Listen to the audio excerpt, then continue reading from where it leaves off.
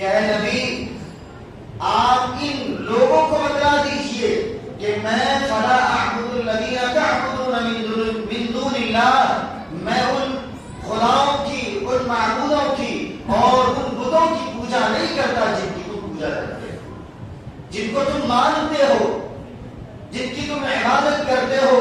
فلا اعبد الذین تعبدون من دون اللہ، تم اللہ کو چھوڑ کر جن خداؤں کو تم نے اپنا رہبر اور کارساز بنا رکھا ہے، جن کو تم اپنا حاجت روا مانتے ہو، مشکل کشا مانتے ہو، ضرورتوں کا خدا سمجھتے ہو کہ یہ ہمارا بارش برسانے والا خدا ہے، یہ ہمیں دکھ اور درد دینے والا خدا ہے، یہ ہماری ضرورتوں کو پورا کرنے والا خدا ہے، یہ ہمارے جنگ کا مالک ہے، یہ ہمیں کھلانے والا ہے، اور یہ ہمیں پریشانی میں مبتلا کرتا ہے، اور یہ ہمیں پریشانی سے نکالتا ہے۔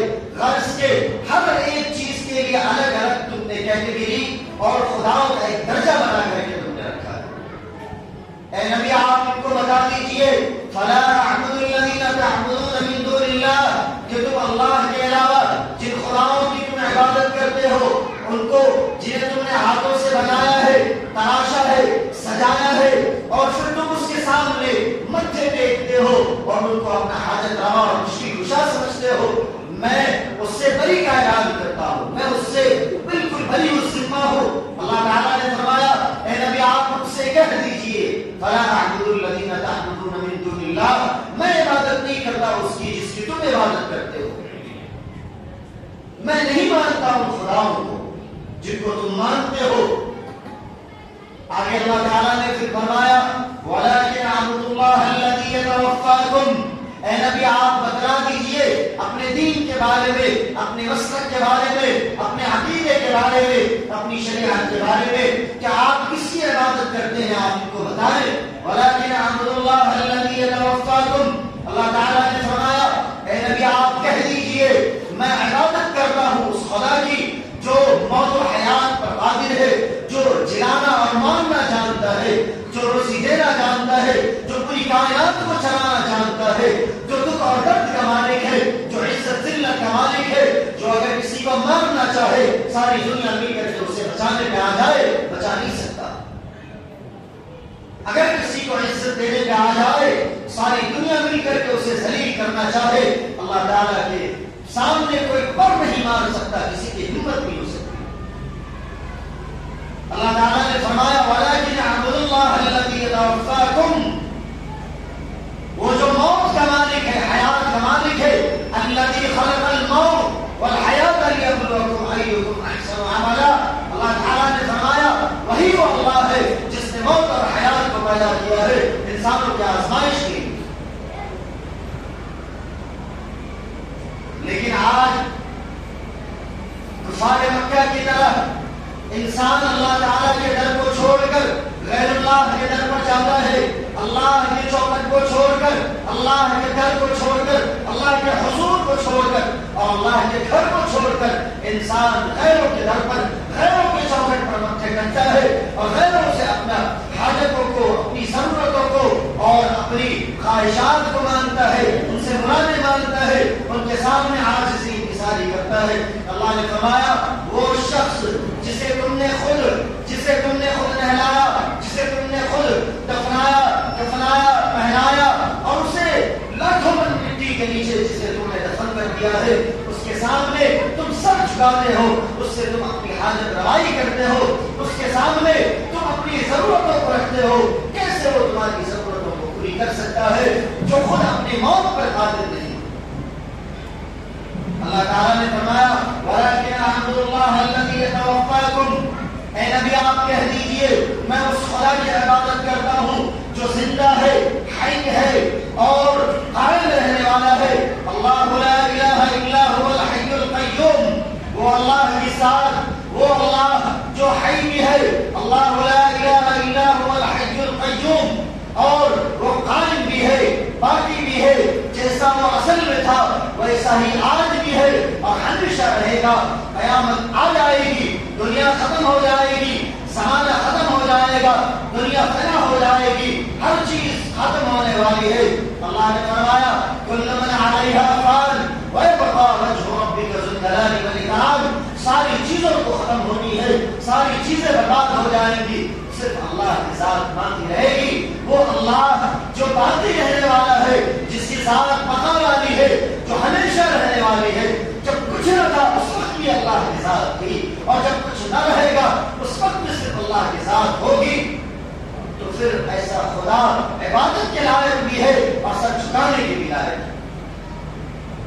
تم اپنی ضرورتیں کسی اور کے سامنے مانگتے ہو، کسی اور سے اپنی ضرورتیں پوری کرتے ہو. اللہ نے فرمایا کہ ایسا کرنا شرک ہے، ایسا کرنا گناہ ہے. فسبحان اللہ، اللہ کی ذات پاک ہے. فسبحان اللہ رب العرش عما یصفون، اللہ تعالیٰ کی ذات پاک ہے ان تمام چیزوں سے جو اس کا ساجی اور شریک بن سکتا ہے. اللہ تعالیٰ کی ذات تمام شریک اور ساجدار سے اور تمام شرکت سے بالکل پاک اور منزہ اور مبرہ ہے. اللہ تعالیٰ کی ذات سبحان اللہ کا معنی ہم بڑا سنتے ہیں. اللہ پاک ہے، اللہ کی ذات پاک ہے. ہم یہ سمجھتے ہیں کہ اللہ تعالیٰ کی ذات پاک ہے، کھانے پینے سے پاک ہے. اللہ تعالیٰ گندگی سے پاک ہوں گے، غسل کر کے آئے ہوں گے پاک ہو گئے. نہیں، اللہ تعالیٰ کی ذات سبحان اللہ رب العرش عما یصفون، اللہ تعالیٰ کی ذات ہر اس چیز سے پاک ہے جو اس کی شرکت میں اور اس کے شریک بننے کے قابل ہو سکتا ہے. اسی لیے اللہ تعالیٰ نے فرمایا قل هو اللہ احد، صرف ایک اللہ ہے، اکیلا بے تنہا، کوئی اس کا شریک نہیں بن سکتا. کوئی اس کا شریک، کوئی اس کی شرکت کے قابل نہیں ہے. تمام انبیاء علیہ السلام اور تمام صحابہ کرام اور آدم علیہ السلام سے لے کر کے سیدنا جناب محمد رسول اللہ صلی اللہ علیہ وسلم تک اور ابو بکر صدیق سے لے کر کے بلال تک اور تمام انبیاء علیہ السلام صحابہ کرام تمام انبیاء کرام، کوئی بھی اللہ کا شریک نہیں بن سکتا. کوئی اللہ تعالیٰ کے مقابلے میں ایک چیٹی بنانے کے قابل نہیں ہو سکتے. اللہ تعالیٰ نے فرمایا ہے کہ باری تعالیٰ کی ذات ان تمام شرکتوں سے پاک ہے. اللہ تعالیٰ نے فرمایا دودھ کتنی خالص چیز ہے، کتنی اچھی چیز ہے، مرغوب غذا. باری تعالیٰ کی ذات مثال لے کر کے بیان فرمایا. اللہ تعالیٰ نے دودھ جسے تم استعمال کرتے ہو، جسے تم پیتے ہو، جسے تم کھاتے ہو، جس کو تم استعمال میں لاتے ہو، کہاں سے وہ پیدا ہوا ہے؟ ایک طرف گوبر ہے، ایک طرف چارہ ہے، بھینس ہے، اور اس کے پیٹ کے سارے نظام پہ غور کرو. ایک طرف اس کا کھانا پینا ہوتا ہے، ساری غلاظتیں ہوتی ہے، خون ہوتا ہے، سارا کچھ نظام چل رہا ہے. اللہ تعالیٰ نے فرمایا سارا اللہ تعالیٰ اس بیج سے ایک طرف خون ایک طرف غلاظت، اس بیج سے اللہ تعالیٰ نے دودھ کو پیدا فرمایا. اس دودھ کے پیدا کرنے پر اللہ کے علاوہ اگر کوئی قابل ہے تو آئے وہ سامنے اور اللہ کا شریک بن کر دکھائے. اللہ تعالیٰ نے فرمایا اگر کسی کے ہمت میں ہے، کسی کے بس میں ہے تو دودھ بنا کر کے دکھا دے جس طرح ہم نے دودھ نکالا ہے. کوئی اللہ کے سامنے پر نہیں مانگ سکتا. من ذا الذی یشفع عنده الا باذنہ یعلم ما بین ایدیہم، اللہ کا شریک کوئی نہیں بن سکتا. اللہ تعالیٰ نے سورہ مائدہ میں انبیاء علیہ السلام کا تذکرہ فرمایا یوم یجمع اللہ الرسل فیقول ماذا اجبتم قالوا لا علم لنا الا ما علمتنا انك انت العلیم الحکیم. تمام انبیاء علیہ السلام آدم سے لے کر نوح، ابراہیم، موسیٰ اور جناب محمد رسول اللہ صلی اللہ علیہ وسلم تک تمام انبیاء علیہ السلام کو اللہ تعالیٰ قیامت کے دن جمع کریں گے. یوم یجمع اللہ الرسل، سب کو لایا جائے گا، سارے اللہ کے بارگاہ میں کھڑے ہوں گے، سارے انبیاء سب کا سب کھڑے ہوں گے. اللہ تعالیٰ پوچھ لیں گے یوم یجمع اللہ الرسل فیقول ماذا اجبتم، اے رسول رسولوں کی جماعت، اے انبیاء علیہ السلام کی جماعت، کیا تم نے انہیں کہا تھا شرک کرنے کے لیے؟ کیا تم نے انہیں کہا تھا خبروں کی پوجا کرنے کے لیے؟ کیا تم نے انہیں کہا تھا غیر اللہ کے در پر جا کر جھکنے کے لیے؟ کیا تم نے انہیں کہا تھا اللہ کا در چھوڑ کر غیر اللہ سے مانگنے کے لیے، کسی اور سے حاجت روائی کرنے کے لیے، کسی غیر کے در پر جا کر سر جھکانے کے لیے؟ کیا آپ نے انہیں بتایا تھا؟ کیا آپ نے ان کو تعلیم دی تھی؟ کیا آپ نے انہیں سکھایا تھا؟ یوم یجمع اللہ الرسل فیقول ماذا اجبتم، تمام انبیاء علیہ السلام کام جائیں گے، تھرا جائیں گے، تمام انبیاء علیہ السلام ہمارے خوف کے لرز جائیں گے۔ اللہ تعالیٰ نے بیان فرمایا یوم یجمع اللہ الرسل فیقول ماذا اجبتم قالوا لا علم لنا الا ما علمتنا، تمام انبیاء علیہ السلام کہیں گے اے میرے پروردگار ہمیں تو پتا بھی نہیں ہے، کب ان کم بختوں نے ہمارے قبروں کو پوجا کیا ہے، کب ان نالائقوں نے ہمارے قبروں پہ چادریں چڑھائی ہے، ہمارے آپ کو چھوڑ کر کسی غیر سے ضرورتیں مانگی ہے، آپ کو چھوڑ کر ڈاکٹروں سے حاجت روائی کرنے جاتا ہے، اللہ آپ کے در کو چھوڑ کر شفا مانگنے کے لیے کلینک میں جاتا ہے، آپ کے در کو چھوڑ کر ہاتھ غیر کے سامنے پھیلانے جاتا ہے۔ اے اللہ ہمیں تو پتا بھی نہیں ہے، ہم نے تو انہیں ایک بات بتائی تھی وَلَكِنْ أَعْبُدُ اللَّهَ الَّذِي يَتَوَفَّاكُمْ، صرف وہ اللہ ہے جو تمام چیز کا خالق اور مالک ہے، میں اس کی عبادت کرتا ہوں، تم بھی اس کی عبادت کرو۔ اے میرے پروردگار اگر ہم ایسا کرتے، اگر ہم بھی غیر اللہ کی تعلیم دیتے تو آپ سے کوئی چیز چھپا ہوا نہ رہتا۔ انک انت علام الغیوب، آپ تو غیبوں کے جاننے والے ہیں، آپ بھیدوں سے باخبر ہے، آپ تو دلوں کے راز کو جانتے ہیں، آپ تمام چیزوں سے باخبر ہے۔ اے میرے پروردگار آپ ساری چیزوں کے جاننے والے ہیں، آپ سے تو کوئی بھی چیز چھپی ہوئی نہیں ہے۔ ان آیتوں کے بعد کچھ آیت بیچ میں چھوڑ کر اللہ تعالیٰ نے ایک جلیل القدر پیغمبر کا ذکر فرمایا ہے۔ اللہ تعالیٰ فرماتے ہیں وَإِذْ قَالَ اللَّهُ يَا عِيسَى ابْنَ مَرْيَمَ أَأَنْتَ قُلْتَ لِلنَّاسِ اتَّخِذُونِي وَأُمِّيَ إِلَٰهَيْنِ مِن دُونِ اللَّهِ، اللہ تعالیٰ نے عیسیٰ علیہ السلام کے بارے میں بیان فرمایا ہے کہ اے عیسیٰ ابن مریم، اے مریم کے بیٹے، کیا تم نے دنیا والوں کو بتلایا تھا وہ جلیل القدر پیغمبر جنہیں آج کے وقت میں 60% سے زیادہ دنیا انہیں خدا مانتی ہے، انہیں اپنا معبود سمجھتی ہے اور انہیں اپنا حاجت روا سمجھتی ہے۔ 60% دنیا سے زیادہ لوگ اللہ تعالیٰ پوچھے کیا دیا حضرت عیسیٰ علیہ السلام کو کھڑا کر کے اے عیسیٰ ابن مریم، کیا آپ نے یہ کہا تھا کہ مجھے چھوڑ کر کے تمہیں خدا مانے، مجھے چھوڑ کر کے تمہیں اپنا حاجت روا مانے، تمہیں اپنا مشکل کشا مانے، تمہیں اپنا بگڑی بنانے والا مانے، کیا تم نے یہ کہا تھا؟ حضرت عیسیٰ علیہ السلام مارے خوف کے کانپ رہے ہوں گے اور لرز رہے ہوں گے اور حیران اور پریشان۔ اذ قال اللہ یا عیسی ابن مریم أأنت قلت للناس اتخذوني وأمي إلهين من دون الله إن كنت قلته فقد علمت تعلم ما في نفسي ولا أعلم ما في نفسك۔ اللہ تعالیٰ کے سامنے وہ عذر پیش نہیں کریں گے، باقی صرف اللہ کے سامنے کہیں گے اے میرے پروردگار قالوا سبحانک، اے اللہ آپ کے ساتھ پاک ہے، آپ ہر چیز سے منزہ اور مبرہ ہے۔ اے میرے پروردگار آپ کی ذات شرکت سے پاک ہے، شریک بنانے سے پاک ہے۔ اگر آپ کسی کے شریک بنانے کے قابل ہوتے، اے اللہ اگر میں نے کسی کو اس بات کی دعوت دی ہوتی، کسی کو بتلایا ہوتا، آپ کا شریک بنایا ہوتا، اگر میں نے دنیا والوں کو یہ کہا ہوتا کہ میں خدا کا بیٹا ہوں، میں خدا کا جانشین ہوں، میری بات کو خدا مانو، مجھے خدا مانو، اگر میں اس بات کی تعلیم دیا ہوتا اے میرے پروردگار انک انت علام الغیوب، آپ ساری چیزوں کے جاننے والے ہیں، آپ باخبر ہے، آپ ہر چیز کے جاننے والے ہیں۔ اے میرے پروردگار آپ سے کوئی بھی چیز چھپی ہوئی نہیں ہوتی۔ انبیاء علیہ السلام کا یہ حال ہوگا۔ آج انسان زندگی گزار رہا ہے غیر اللہ کے در پر جا کر، کوئی بھی ضرورت پیش آئے، کوئی بھی حاجت ہو جائے،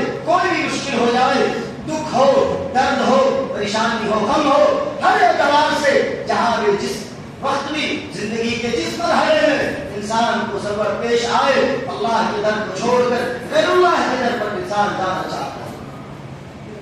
انبیاء علیہ السلام نے ہمیں ایک اللہ کی تعلیم دی ہے۔ تمام انبیاء علیہ السلام، تمام رسول، تمام پیغمبر، صحابہ کرام رضی اللہ عنہم اجمعین، اس کے بعد تمام علماء کرام، تمام محدثین، تمام مفکرین، تمام مفسرین، سبوں کی تعلیم، سبوں کا خلاصہ، سبوں کا مقصد، سبوں نے یہ بات بتلائی ہے کہ وَلَٰكِنْ أَعْبُدُ اللَّهَ الَّذِي يَتَوَفَّاكُمْ، کہ اے لوگوں میں ایک اللہ کی عبادت کرتا ہوں، میں ایک اللہ کو مانتا ہوں، وَأُمِرْتُ أَنْ أَكُونَ مِنَ الْمُسْلِمِينَ، کہ اللہ تعالیٰ نے مجھے یہ حکم دیا ہے کہ میں سب سے پہلے مسلمان بننے والوں میں سے ہو جاؤں اور میں ایک اللہ کو ماننے والا بن جاؤں۔ آج کے وقت میں ضرورت اس بات کی ہے کہ آدمی اپنے ایمان کا محاسبہ کرے، جائزہ لے۔ یہ نام ایمان ہے، توحید ایمان کا نام ہے، توحید ایمان کا دوسرا نام ہے۔ ایمان کو ہی توحید کہتے ہیں۔ ایمان انسان کے اندر ہو، توحید انسان کے دل میں ہو، انسان کی زندگی کامیاب ہے۔ اگر انسان کے دل میں توحید نہ ہو، انسان کے اندر اگر ایمان کا نام نہ ہو، اللہ تعالیٰ فرماتے ہیں پھر وہ چاہے جس طرح کی زندگی گزارے، اس کی زندگی کا کوئی اعتبار نہیں ہے، وہ مر کر کے آئے گا، میرے جہنم کو مستحق بنے گا۔ اسی لیے میرے بزرگوں اور دوستوں، اللہ تبارک و تعالیٰ نے تمام انبیاء علیہ السلام کو بھیجا ایک ہی قرآن لے کر، ایک ہی عبادت لے کر، ایک ہی تعلیم دے کر کے، ایک ہی مقصد اور ایک مشن دے کر کے، جس کی تعلیم جناب محمد رسول اللہ صلی اللہ علیہ وسلم نے کفار مکہ کو دی ہے، اور اس کے بعد آپ نے تمام امت کو تعلیم دی ہے۔ وہی تعلیم تمام انبیاء علیہ السلام نے دی ہے کہ ان اعبدوا اللہ واتقوہ واطیعون، اے لوگو اللہ تعالیٰ کی عبادت کرو، ایک اللہ کو مانو، صرف ایک اللہ کی عبادت کرو۔ وقضى ربك الا تعبدوا الا اياه وبالوالدين احسانا، اللہ تعالیٰ نے فرمایا اے لوگو صرف ایک اللہ کی عبادت کرو، ماں باپ کے ساتھ اس سے سلوک کرو۔ نوح علیہ السلام کو فرمایا ان اعبدوا اللہ واتقوہ واطیعون، اللہ کی عبادت کرو، صرف ایک اللہ کو مانو اور اسی سے ڈرو، تقوی اختیار کرو، پرہیزگاری والی زندگی اختیار کرو۔ کیا ہوگا نتیجہ؟ اللہ تعالیٰ بیان فرماتے ہیں صرف ایک اللہ کی عبادت کرنے کے نتیجے میں، ایک اللہ کو ماننے کا نتیجہ یہ ہے انعام اور اس کا اکرام اور بدلہ یہ ہے یغفر لکم ذنوبکم ویؤخرکم الی اجل مسمى۔ اللہ تعالیٰ نے فرمایا تمہارے گناہوں کو معاف کر دے گا، تمہارے خطاؤں کو معاف کر دے گا اور تمہیں جنت کا مستحق بنائے گا۔ تمام انبیاء علیہ السلام نے توحید کی تعلیم دی ہے، سب نے توحید کے بارے میں بتایا ہے۔ قولوا لا الہ الا اللہ تفلحوا، اے لوگو اللہ تعالیٰ کہتے ہیں لا الہ الا اللہ، لا الہ الا اللہ پڑھ لو کامیاب ہو جاؤ گے۔ اب آپ کہیں گے اے امام صاحب، مولانا صاحب، یہاں پہ کیا آپ کو کیا غیر توحید نظر آ رہے ہیں؟ کیا ہم سب کافر نظر آ رہے ہیں؟ کیا ہم سب آپ کو غیر ایمان والے دکھ رہے ہیں؟ تو میرا جواب یہ ہے کہ نہیں، آپ سب غیر ایمان والے نہیں ہیں، آپ سب ایمان والے ہیں، لیکن کمال ایمان والے نہیں ہیں۔ آپ سب کمال ایمان کی تکمیل ضروری ہے جو نجات اولا کا ثابت بنتا ہے۔ اللہ تعالیٰ نے جنت میں پہنچانے کا وعدہ تمام ایمان والوں کے لیے بیان فرمایا ہے۔ اس شخص کو بھی اللہ تعالیٰ جنت میں بھیج دیں گے جس کے دل میں رائی کے دانے کے برابر توحید ہوگی، جس نے زندگی میں ایک مرتبہ کلمہ پڑھا ہوگا، جس نے زندگی میں ایک مرتبہ توحید کا اقرار کیا ہوگا، جس نے زندگی میں ایک مرتبہ کہا ہوگا لا الہ الا اللہ محمد رسول اللہ، جس نے صرف ایک مرتبہ پڑھا ہوگا، اللہ تعالیٰ فرماتے ہیں میں اسے بھی جنت میں پہنچاؤں گا بشرطے کہ اس نے زندگی میں شرک نہ کیا ہو۔ چاہے وہ زندگی میں کبھی نماز نہ پڑھے، کبھی عبادت نہ کرے، کبھی اللہ کی عبادت نہ کرے، اللہ کی پوجا نہ کرے، قرآن نہ پڑھے، دیگر عبادات کچھ بھی نہ کرے، صرف ایک مرتبہ اس نے لا الہ الا اللہ کہا ہو اور قائم رہا ہو تو وہ جنت میں ضرور جائے گا. لیکن ایک یہ بندہ ہے اور ایک وہ بندہ ہے جس نے لا الہ الا اللہ پڑھا, ان الذین قالوا ربنا اللہ, جس نے کہہ دیا لا الہ الا اللہ محمد رسول اللہ, ثم استقاموا, پھر اس پر جمع ہوا رہا, پھر اس پر قائم رہا, زندگی بھر اس پر جمع ڈٹا رہا اور اس کے مطابق زندگی گزارتا رہا, اور جناب محمد رسول اللہ صلی اللہ علیہ وسلم کی پوری 63 سالہ زندگی اور آپ کی پوری 23 سالہ زندگی جو ہے نبوت ملنے کے بعد جیسی زندگی آپ نے گزاری ہے ویسی زندگی گزارتا رہا, قرآن پڑھتا رہا, نماز پڑھتا رہا, ساری عبادتیں کرتا رہا ہے, اللہ کی مان کر زندگی گزارتا رہا ہے, توحید پرست بنتا رہا ہے اور توحید والا بن کر کے توحید کا متوالا بن کر زندگی گزارا ہے. ایک اللہ کی مان کر کوئی گناہ نہیں کیا ہے. ایک ایمان والا یہ ہے, ایک ایمان والا وہ ہے, دونوں میں کتنا فرق ہے آپ اس کا فیصلہ کریں. اللہ تعالیٰ نے یہی بیان فرمایا ہے کہ ایک ایمان والا یہ جس نے پوری زندگی ان الذین قالوا ربنا اللہ ثم استقاموا, پھر جمع بھی رہا, توحید کا اقرار بھی کیا, اس کے مطابق پوری زندگی گزارتا رہا. اور ایک وہ بندہ جس نے صرف ایک مرتبہ توحید کا اقرار کیا, لا الہ الا اللہ کلمہ پڑھا ہے, لیکن پوری زندگی میں اللہ کا نام نہیں کہیں پہ, پوری زندگی میں کوئی عبادت نہیں ہے, کوئی اللہ کی مرضی نہیں ہے, اللہ کی رضا نہیں ہے, غیروں کے در پہ جاتا رہا, غیروں سے مانگتا رہا, غیروں سے چاہتا رہا, غیروں کے سامنے سر جھکاتا رہا, جمعہ کی نماز کیا کوئی بھی نماز نہیں پڑھتا رہا. روزہ رکھنے کا وقت آتا روزہ نہیں رکھتا, سچ بولنے کا وقت آتا جھوٹ بولتا, مذاق میں جھوٹ بولتا تھا, گناہ کرتا تھا, سود کھاتا تھا, حرام خوری کرتا تھا, بدعہدی کرتا تھا, بے وفائی کرتا تھا. اللہ تعالیٰ نے بیان فرمایا منافق کی علامت ہے بدعہدی کرنا, جھگڑا کرتا تھا, گالی گلوچ کرتا تھا, بات کرتا تھا, بات میں جھوٹ بولتا تھا. کبھی زندگی میں اس نے حد نہیں کی, حالانکہ مالدار باقی تھا.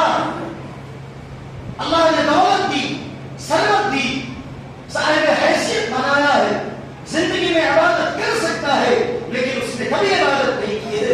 صرف اس نے کلمہ پڑھ لیا, نام کا مسلمان کہہ لیا, کہتے ہیں نا نام تو نے محمد علی رکھ لیا, کیا بس یہی مسلمان کی پہچان ہے؟ صرف زندگی میں اس نے ایک مرتبہ کلمہ پڑھ لیا, لیکن اس کے بعد زندگی میں دین کا دال اور اللہ کا الف اور محمد رسول اللہ صلی اللہ علیہ وسلم کا محمد دور دور تک نظر نہیں آتا. بندے کو کبھی مسجد کے اطراف میں نہیں دیکھا گیا, بندے کو کبھی قرآن کے قریب جاتے نہیں دیکھا گیا, بندے کو کبھی دین کی مجلس میں جاتے نہیں دیکھا گیا. کہتے ہیں آپ علیہ السلام والسلام نے فرمایا جب کوئی بندہ مسجد میں جاتا رہے اہتمام کے ساتھ تو اس کے ایمان کی گواہی ہو کہ وہ بندہ ایمان والا ہے. اگر کوئی آدمی, اللہ کے نبی نے فرمایا اگر کوئی آدمی مسجد پابندی کے ساتھ اہتمام سے جاتا ہے تو اس کے ایمان کی گواہی دو. اور اس کا اپوزٹ کیا ہے؟ اگر کوئی آدمی مسجد پابندی سے اہتمام سے نہیں جاتا, اس کے آگے آپ کو خود بول دیجیے. اسی لیے میرے بزرگوں اور دوستوں, اللہ تبارک و تعالیٰ نے تمام انبیاء علیہ السلام کے ذریعے سے صرف ایک بات بتلائی ہے, صرف ایک بات. قل یا ایھا الناس انی رسول اللہ الیکم جمیعا. اللہ تعالیٰ کی مان لو, اللہ تعالیٰ کو اپنا رب مان لو, اور اس کے بعد اللہ کے نبی جناب محمد رسول اللہ صلی اللہ علیہ وسلم کو اپنا نبی تسلیم کر لو, اور پھر اللہ کے مطابق زندگی گزارو. ایمان اور توحید یہی ہے, ایمان اور توحید اسی کی تعلیم تمام انبیاء علیہ السلام نے دی ہے, اسی کے بارے میں بتلایا ہے, اسی کا سبق پڑھایا ہے, اور یہی بات سب کو سکھلائی ہے, تمام انبیاء نے بتلایا ہے. اسی میں کامیابی ہے, اسی میں کامیابی کے راز مثمر ہے, اور اسی میں ہدایت اور رہنمائی ہے, اسی میں فلاح و بہبود کے راز مثمر ہے. اسی لیے میرے بزرگ اور دوستوں, ایک اللہ سے مانگو. زندگی میں ہم اپنے دیکھنے غور کر لیں. زندگی میں آدمی کہتا ہے نا کہ اگر کوئی آدمی بیمار پڑ جائے تو ہم کہتے ہیں کہ پہلے دوا لاؤ پھر دعا کی ضرورت ہے. میں کہتا ہوں کہ نہیں، اگر کوئی بیمار پڑے تو پہلے دعا لو پھر اس کے بعد دوا کی ضرورت ہے. تو لوگ کہتے ہیں مرنے پہلے اسباب اختیار کرنا ہے، اس کے بعد میں اللہ پہ بھروسہ کرنا ہے. ٹھیک ہے، اللہ پہ بھروسہ کرنا ہے، لیکن پہلے اسباب دعا والا اختیار کرو نا. جو اللہ کے نبی نے جو طریقہ بتلایا ہے کہ اللہ کے نبی کو اگر کوئی ضرورت پیش آتی تھی، صحابہ کو کوئی ضرورت پیش آتی تھی، چاہے خوشی ہو یا غمی ہو، اگر انہیں ایک چکی ایک آٹے کی ضرورت پڑتی تھی تو صحابہ پہلے چکی نہیں چلاتے تھے، پہلے اللہ کے سامنے وضو کر کے وہ مصلی بچھاتے تھے، اللہ سے مانگتے تھے، اس کے بعد وہ چکی چلانا شروع کرتے تھے. تو پہلے اللہ کے در پر اگر کوئی پہلے اللہ کے در پر آ کر کے آدمی مانگے، اس کے بعد غیر اللہ کے پاس جا کر کے ذریعہ اختیار کرے، بھروسہ نہ کرے.